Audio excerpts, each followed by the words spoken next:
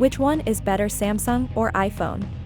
The comparison between Samsung and Apple is a recurring theme among users of mobile devices. Both manufacturers are market leaders and offer high-quality devices with similar features and specifications. However, it cannot be said that one is better than the other since this depends on the needs and preferences of each user. Samsung offers a wide range of devices, from smartphones to tablets and wearable devices, with a variety of prices and features to suit different budgets and needs. Samsung devices typically have better value for money and a greater variety of RAM and storage options. On the other hand, Apple focuses on a smaller line of devices, but with high-quality hardware and software. Apple devices typically have a more intuitive user interface and sleeker design.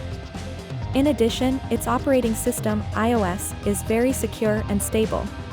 In short, it cannot be said that Samsung is better than Apple or vice versa. Both manufacturers offer high-quality devices with similar features and specifications. It's best to choose the device that best suits your needs and preferences, weighing things like design, display, battery life, camera, performance, security, and price.